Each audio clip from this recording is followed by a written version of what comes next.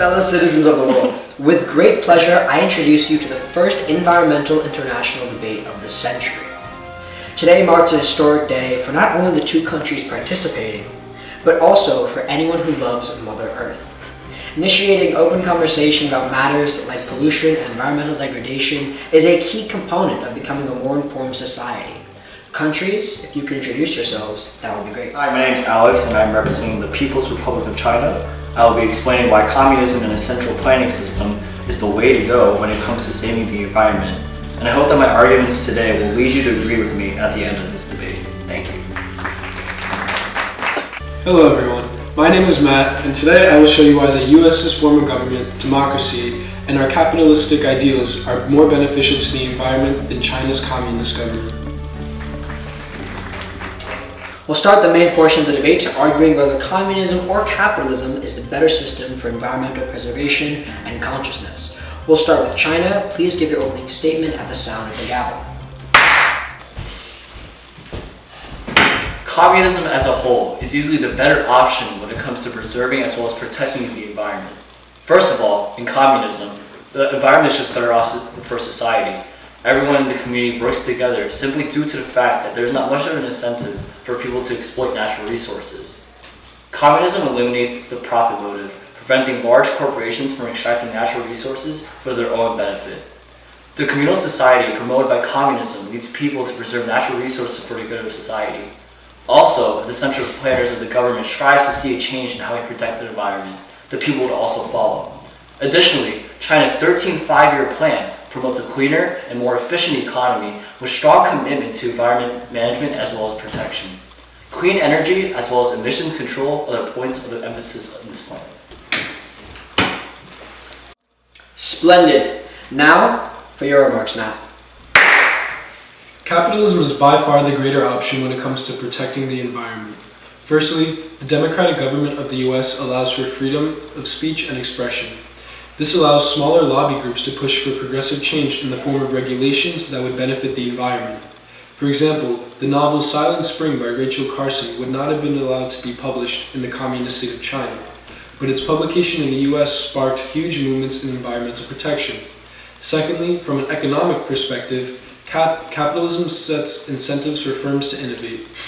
This, paired with regulations set by our government, creates an atmosphere where new technologies, specifically green technologies, are constantly being produced.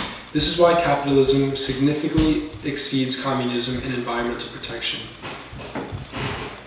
Thank you both very much. My next question is, how would you handle industrial pollution in your respective economic systems? Matt, you have the floor first.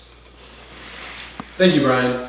The United States democratic government allows for continuous discussion on all important issues in our society, both national and international. Lobbyist movements allow for new regulations to be put into place to limit pollution, including that of big corporations and factories. Businesses are also incentivized to innovate and limit pollution, whereas communistic governments such as China do not create these incentives and therefore do not deter pollution. Thank you very much. Alex, it's your turn.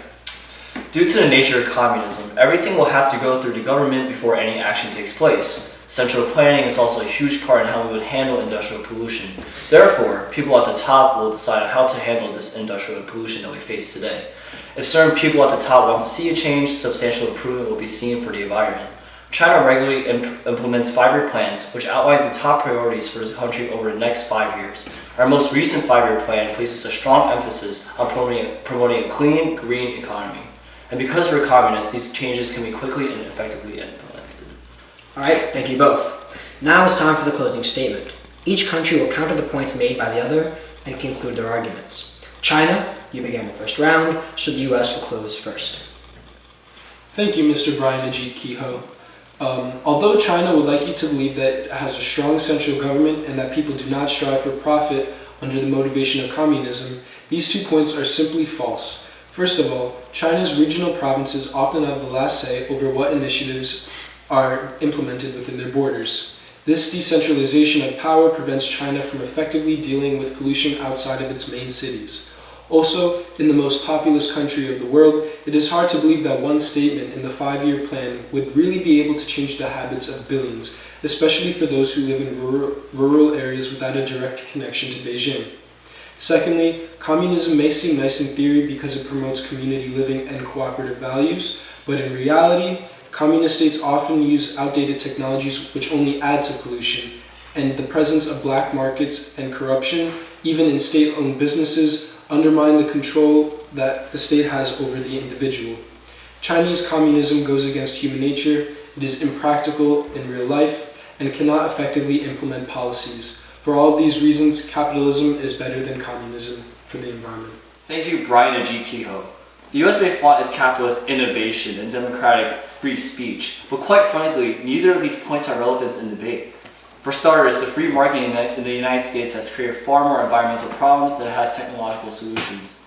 The vast majority of US energy still comes from fossil fuels and other non-renewable resources. They may claim that green tech is the way of the future, but in a capitalist society, profit comes first and Earth comes second.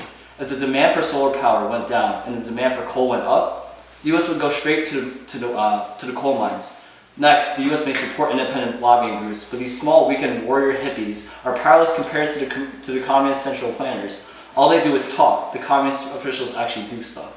Communist leadership in China has committed to fixing the environment, and that carries much more weight than the actions of a few scientists in the lab.